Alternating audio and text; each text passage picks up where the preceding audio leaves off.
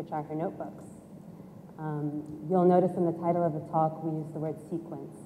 And a notebook or a narrative, I think, is a really good way to start to position this, having the works on the page, because after that we're not going to return to any sort of a page until the very, very end of the talk.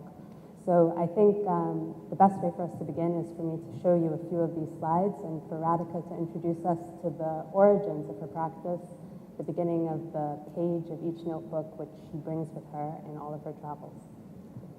Thank you so much, Aisha.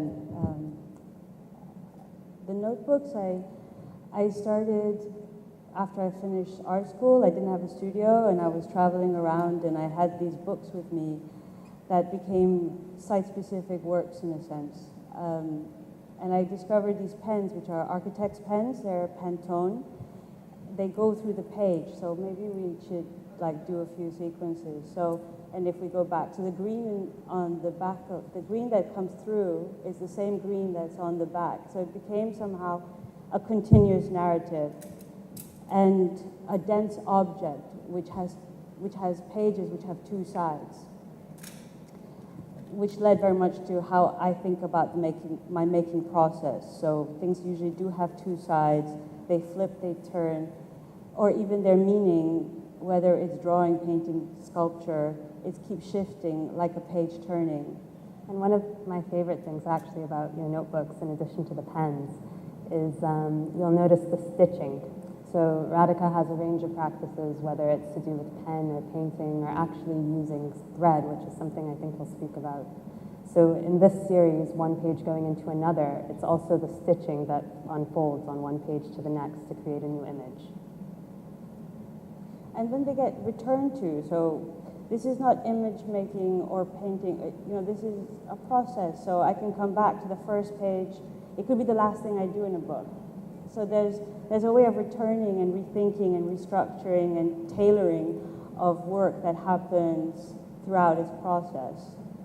So if we think of this as a diary, and these are notebook pages from 2010, the next notebook is one that she brought with her in 2015, sorry. Is this something that you brought with you to Haiti? I had this in Haiti, yes. Okay. So again, we're going to see the same pen, we're going to see the stitching, and we're going to see the, I don't know if you want to talk about the dots. I mean, they're very difficult to document because they really are intimate objects which are handheld. So showing them to you like this, I just wanted to get a sense of the sequential quality. But I think this is something that needs to be seen in your hand. I even thought, I've been thinking about publishing them, but they're so intimate and one-off objects that I think they have to live in this format. But it's interesting, when we were first conceiving how to show Radhika's work, I had the idea of showing the notebooks first, but for Radhika, her practice actually really begins with something we're going to show you on the next slide, which are the cutouts. So let's move now from that page. Let's move from these forms that we see, and then going out into the space, using some of the same motifs into something from 13 years ago. I didn't realize that until today. We were on the way over, and I didn't realize that was 13 years ago. But this was definitely, I'm very aware that I grew up in Oman, have an Indian background, and went to art school in London. And when I was in London, I read a lot of post-colonial theory. It was somehow thrown at me. So identity, and that identity being a subject, was something I was playing with. And I don't know where it came from, but I felt there was some expectation on me. And no tutor said this. I don't think it was ever formulated as like, where is the Omani in your work, or where is the Indian in your work, or how do you separate? I mean, where is you in this work? But somehow it registered, and I just kept.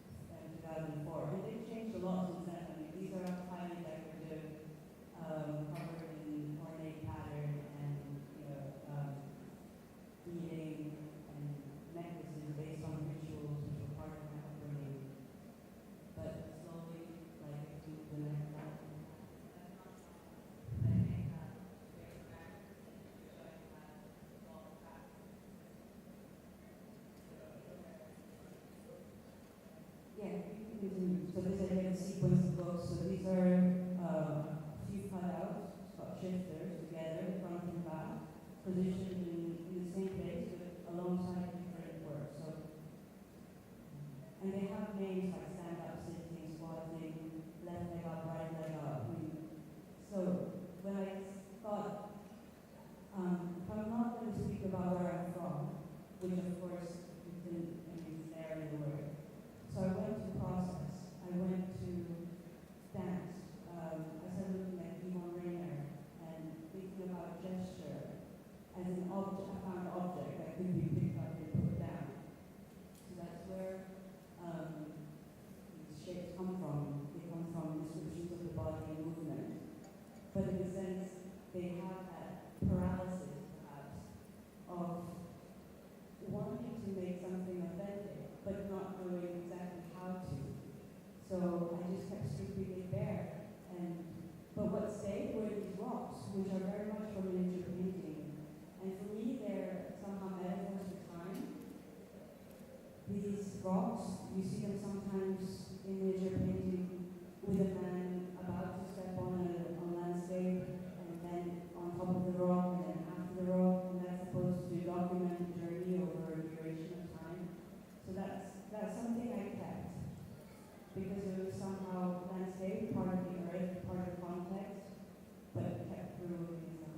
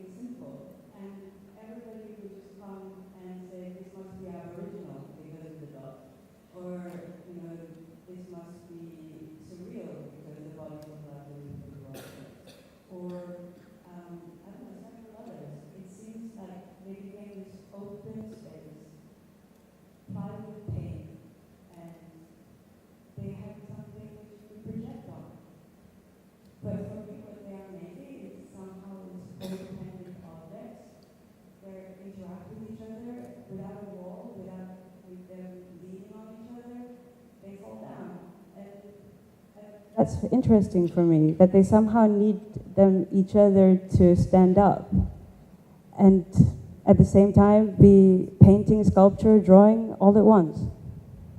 So moving these shifters, if we think of them in whatever form we personally ascribe to them, into a new context.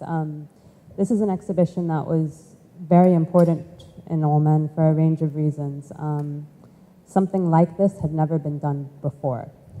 So these shapes were moved into a heritage space called Barka Fort, And I think maybe one of the interesting things we can do is first discuss why you chose to do that, why you chose to choose this heritage site for this exhibition.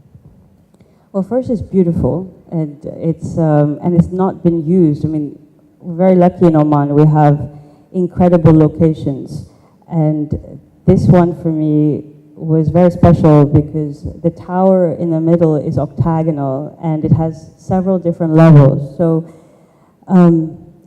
it was a way for me to bring these notebooks and drawing out into a space, because it was almost performative. You had people would come in and walk around and be able to interact with the sculptures within the environment. In a way, it was a test for me because I wanted to see what I could do within a heritage site with that background of, thinking first, I can't address these places. I felt it was time to, and so somehow arriving safely with a parachute to a heritage site was something I needed to do, and somehow accept that you can't escape from where you're from, in a way. I'm going to just go back to a few of these images so we can look a bit at the way that they were placed before I go on to the next slides, where again, as important is the choice of placement and where it is that you chose to exhibit them throughout Muscat.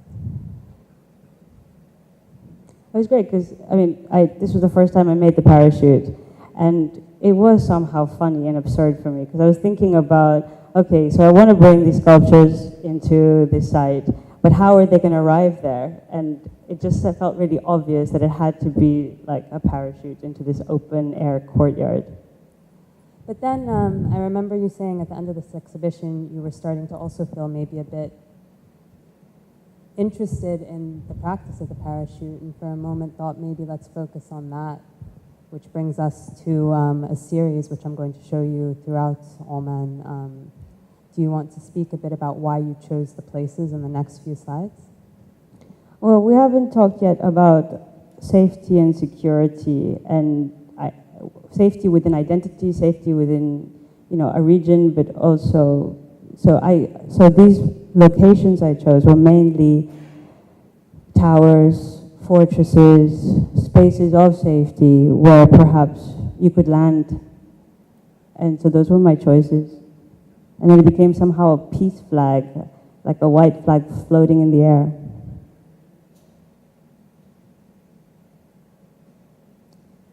And then I think it's also one of the reasons why I think it's important to talk about these spaces is I know that you were very conscious of these works not being seen as decorative. And the reason why they're not decorative, perhaps you could speak to us a bit about your choice and the significance of placing a parachute, like if we want to call it a metaphor for safety or however it is we interpret it, in these specific places. Well, I thought I used canvas to make them. I'm not sure if I'm answering your question properly, but I used canvas to make them because I thought that somehow art could be a safe place. And can you actually tell me the question one more time? Because I lost you.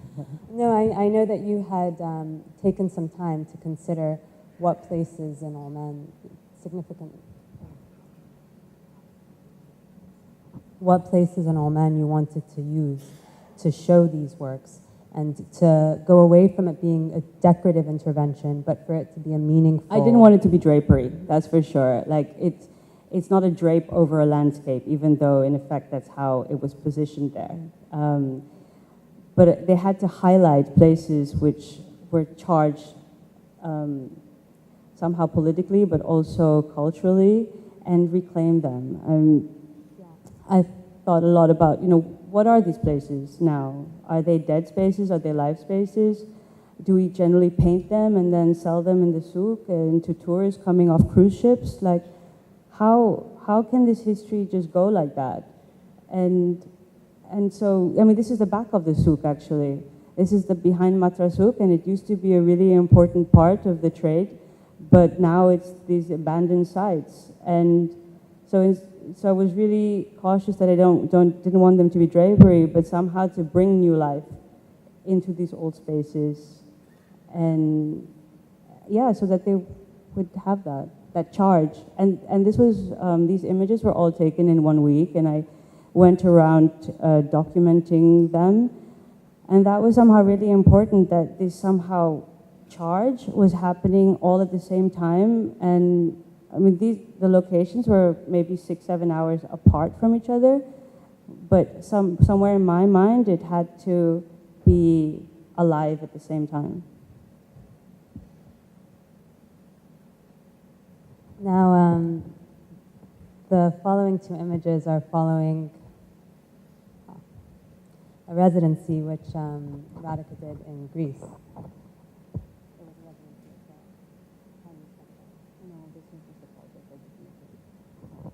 This was a project she did in Italy, apologies. But the reason why I wanted to include it was because for me it also is another significant example of integration with the landscape. So in this case it was done with painting, and it was done in positioning to the rocks, very much morphing into the landscape in which it exists. And I think it's a very interesting and intrinsic example which leads us into her recent participation in the Ghetto Biennial. So the Ghetto Biennial is a durational biennial. It's lens-free when you first come in, so you don't actually take photographs until the closing of the biennial, and you produce the work while you're there. So Rádhika went, had a look at the spaces, and maybe you want to tell us a bit about why you chose the specific space to make this work and how it is that it was conceived. Yeah, it was, I've never been to anywhere like Port-au-Prince in Haiti, and the effects of the earthquake are still very present there. And the title of the biennial and what you had to respond to was forms of resistance, because, you know, Haiti has this big history. They were the first country in the world to overthrow the French colonies, so they have this freedom since something like 1471. I probably have the date wrong. And so they're still carrying this history. They're still keeping it alive, that this is what they did, and, you know, and this biennial's in a ghetto, and I think I spent two months there saying how problematic I found being there.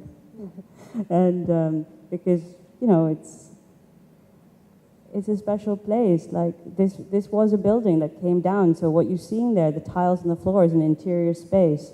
Of a building that was destroyed.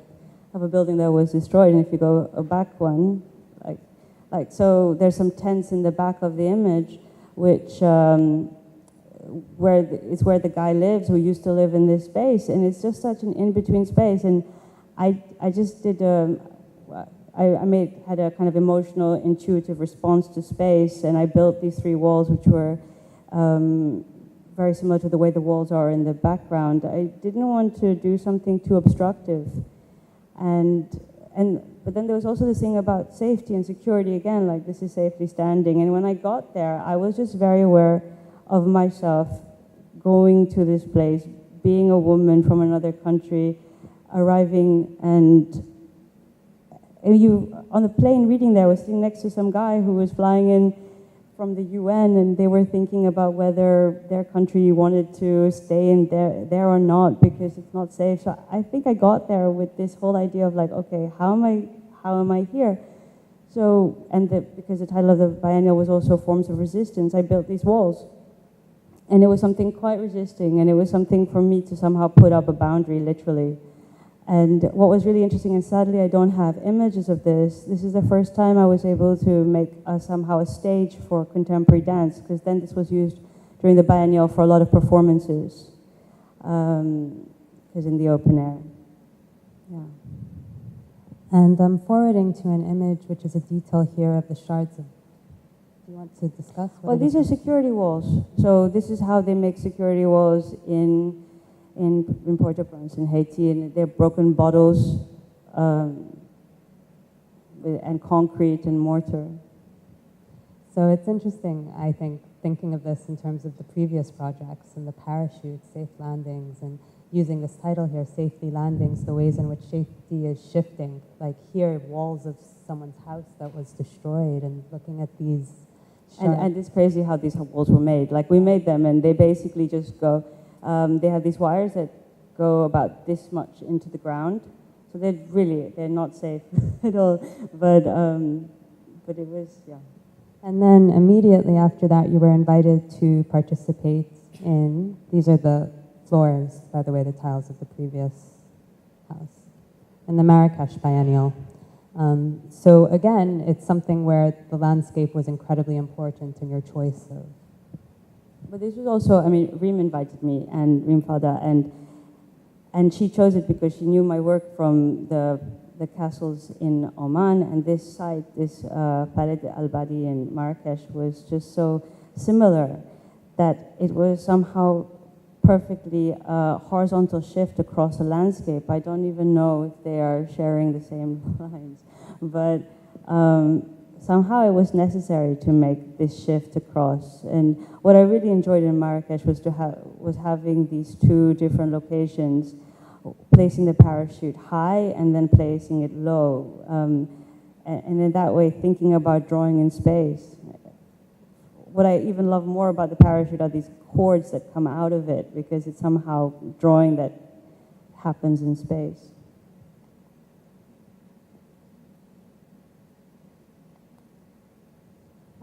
Finally, as I mentioned, we were going to go out of the page into the landscape and then come back into the page. This is Radhika's most recent exhibition, which took place at Kretzinger Projects in Vienna, which is, funnily enough, titled Becoming Landscape, which is interesting because of I think it's a good way to open. Indeed, yeah. And as we saw in the first slides, when we saw these things come out of the notebook, I think once again we can see those forms somehow existent within these pages. So I'm going to zoom in on a few works, and maybe if you want to talk to us a bit about, you know, your residency and what it is that brought you to the culmination of this. So as in Haiti and as in everywhere, I respond a lot to the space I'm given, and this was the space. And when I got there, I didn't really know how to handle it because it was quite difficult for me. It's a long, narrow space with these 3 bars, and there was a wall at the end of it. So it's a corridor, in effect. And you couldn't have this somehow all at once impression of the work if I hadn't built this wall. So that's what I decided to do, build a plywood wall along the wall that comes out at an angle towards the last 3rd pillar. So you can't see it, unfortunately, very clearly in this image, but there are 3 pillars that run down the length of the space. And so it became somehow a timeline, these 3 bars that sectioned off. And again, it was important that we would walk along these pieces and arrive at the back and turn. And then there's, of course, the space behind the wall as well that is a kind of hidden secret place, which had, I don't know if we have that slide, actually. Is that the last one? No, it's not, but okay. It's interesting to me that it's not here. no, but that you're also even within a gallery space, because this, as you'll notice, the first time we're seeing her work within an indoor space, we're seeing it with you creating interventions within the space, you know, somehow still interaction with it as a landscape. Could we speak a little bit about these images before we move on to the videos? Yeah, so, I mean, working with these plywood structures, even in the gallery, this forms of construction and constructing images and constructing identity and then fragmenting it and evading and erasing are all these strategies I'm using to make an identity. So, and those are strategies I've used very formally. So using plywood, using photographs I've taken mainly in Oman around construction sites and roads being built. Somehow keep that theme going. And then these are photo transfers. So they're photocopies that then get glued onto a piece of paper. And then you basically use a sponge to erase the paper, and you're left with an image, which is never perfect and always somehow slightly removed from itself. So it becomes this somehow transferred stain onto a piece of paper. And on top of that, I could re-engage with the silhouette, the landscape, the body, but the bodily somehow subtly mentioned and removed at the same time. The image on the right is, no, sorry, the pieces of paper, that work actually had the title of Becoming Landscape, because what they are actually are leftovers from previous drawings I've made, which I didn't find successful at the time. So I cut out the central part, which was generally a body figure, and was left with these shapes that are completely formed by a body, but are a negative space. And they were hanging, they became a mobile hanging against the wall of plywood, and yeah, offcuts. So before we open to questions, there's 3 final videos I wanted us to see, which are to give us the idea of what it's actually like to see these works installed. Because it's quite an experience, I feel, to be in and to see the performative elements of these works being within a space. So I also have to say they were not at all edited, and but let's think of them as archive material. it's not moving. Oh, they're not on video.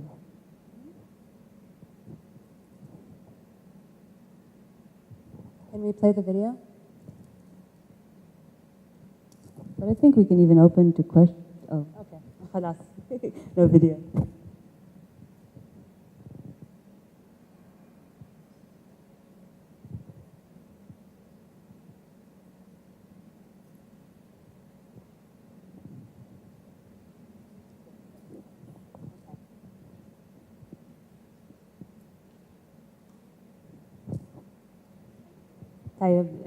Don't worry if I it think starts it's not working, but at the moment I think we should maybe then begin opening it up for any questions. So is there anyone who would like to make a question or share a comment on the slides we saw today?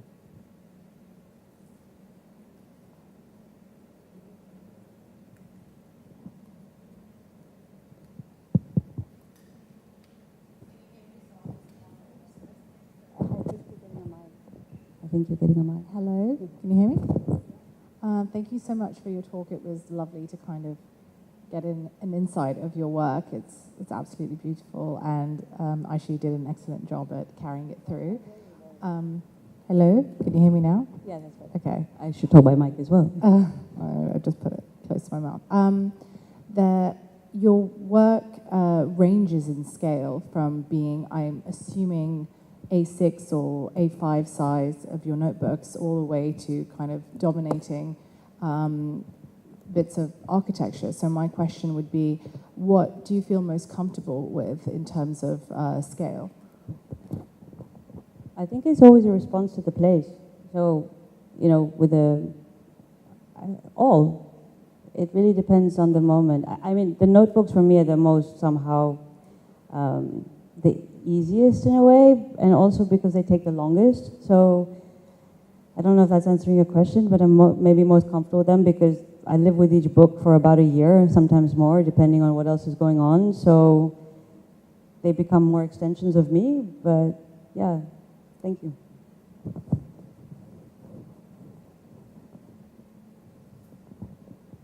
I also have a question, actually, which is something which we haven't touched on, which is how important the movement of some of these objects are. So I know that we talked very briefly about sequence, but I know that your positioning, not just of the parachutes, but of the cutouts, has also something to do with the time scale.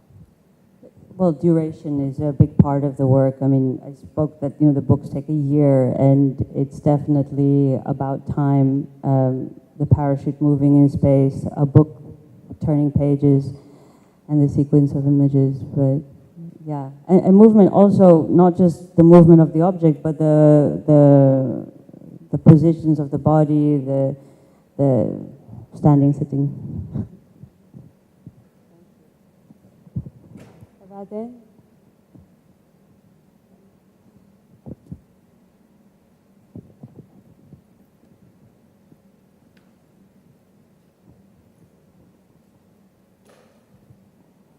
I think if you shout, maybe. I try to be me everywhere. I try to be the same everywhere. Pretty much have the same wardrobe everywhere, apart from weather constraints. But I think it's really important to somehow be the same. So there's a lot of metaphors in the work, and the work itself gets seen differently in different places. And that's part of how things get projected, like depending on your knowledge of art history, depending on how you're relating to the work, you can read them. I mean, I think some people wouldn't even want to address that this is a female form, or that this is about female empowerment in some way, or you know, that these larger-than-life goddess-like shapes are existing. They will look at them as abstract painting.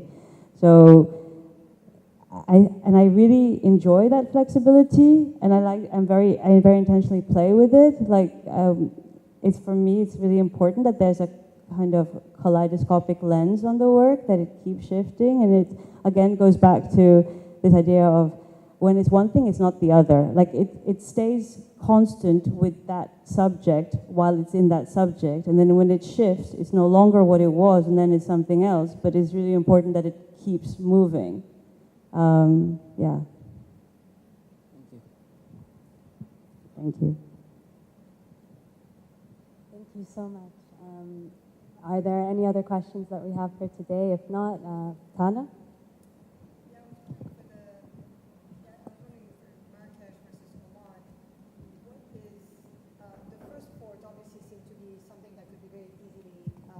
That you could walk through quite easily, whereas the other series seem to be much more distant. Are these sites that people would usually see from the road or would walk up to? And I'm again wondering about that relationship between the body walking in space versus these monumental figures in the landscape.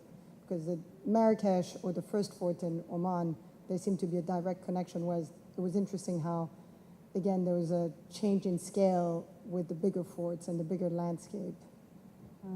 No, they were all completely different, and that was also what was really interesting. I mean, the first project, Safe Landings, it was also an exhibition, so there was an opening, there were people who arrived. It definitely had an audience, in a way, living with it. And then the other projects like this, you know, this week adventure with a pickup truck and 4 people going around Muscat was really just that. But they're very easy to get to. Like, they're basically on the road. They're drive away from Muscat, so you have to have a car and you have to go. But once you're there, it's totally open. I mean, I've been to these places since 15, like, you know, high school trips and things. And then Marrakesh was again completely different. A different country, but then also it becomes part of a biennial. It gives a different value to each work. Each time it had a different value.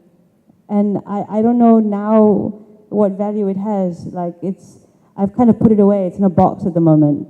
Because it would be very easy for me to just keep taking it to several locations because it's what it does. But I don't know how saturated it is right now.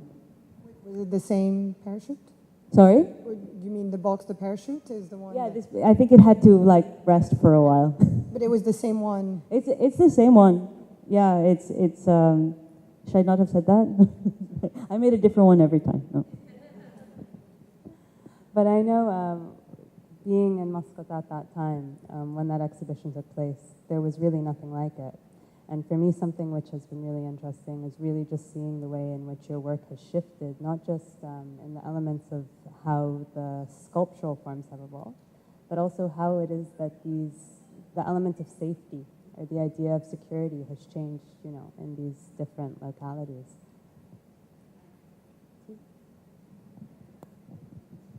Thank you. You've talked a lot about scale. I'm wondering about the historical significance of the places that you've picked. For me, when I look at them, I see a juxtaposition between extremely the archaeological aspects, the historical aspects of the forts, and then the more modern materials that are being used. And the forts itself used to be they were made for safety, and then there's the parachute aspect, which is the modern version of safety. So can you talk about the historical... The parachute aspect is what? So, I didn't hear that. Sorry. So when I look at the forts, it's how people used to protect themselves before. And then and then you also bring in this element of a modern concept of safety, like landing safely. into these areas. Can you just talk a little bit about the significance of the historical aspect of the places you chose and bringing in that modern element? Well, like I was saying, there's places of safety. They were used, as protection for the country. I mean, Oman is very, historically important, and we've had many, we're along the coastal seas, and that was very important. They didn't just choose anything, and like, for example, this work is Tawaka and is right by a falaj. And now, thankfully, it's not necessary, but there was a time when these waters needed to be protected and kept for the people living in the area. So now it's in ruin, which is somehow quite nice. There's something quite hopeful in a strange way that a place that was needed for safety is no longer needed for safety. That somehow, it gives me hope for a different future. I remember you once saying that somehow, in some cases for that series, the parachutes are a way of saying thank you to people who have done great things. The location, so answering again to Tala, like this place in particular was high up in the mountains, and it's not necessarily easy to get to. And people live here, and it's mountain living, and it's okay. It's modernization has happened, so there are roads, and it's not always walk. They don't only have to walk. There are cars, but it's still a very difficult life. And somehow I wanted to commemorate that people are not just living in cities, and there's still life happening all over a country.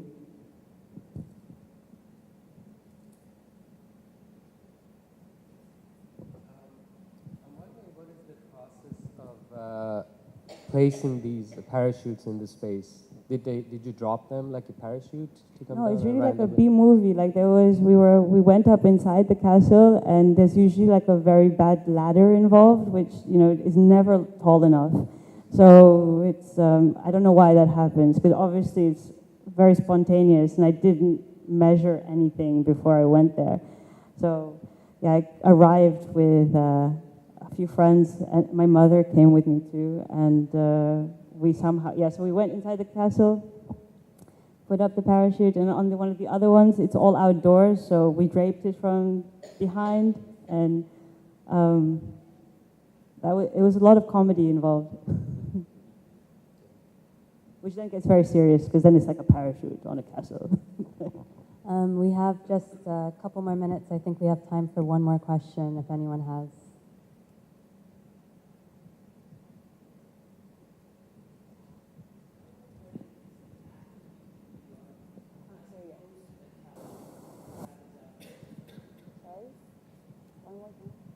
One more time? How important is the capture of what you do, the performance to get this piece, as opposed to what happens afterwards, the residue, the things that we get to see as an audience? The difference between the two for you as the artist?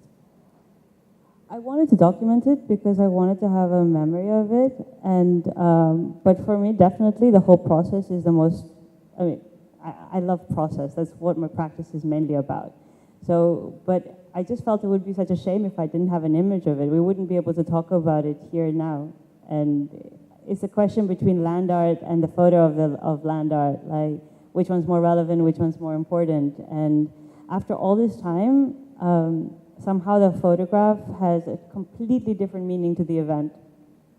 Like I was just saying, it became serious, it became parachute, it became drama and theatrical, and at the time it was something, a spontaneous event. I just want to double check that we don't have a few seconds of actually seeing this live on the video. And if we don't, then can I just really please impress on everyone how much you should go to Radhika's website and have a look at her work and have a look at some of these in the space to get a better idea of how they move. Thank you so much for having joined us today, and I hope that we'll have a chance to continue the conversation afterwards as well in person. Thank you. Thank you.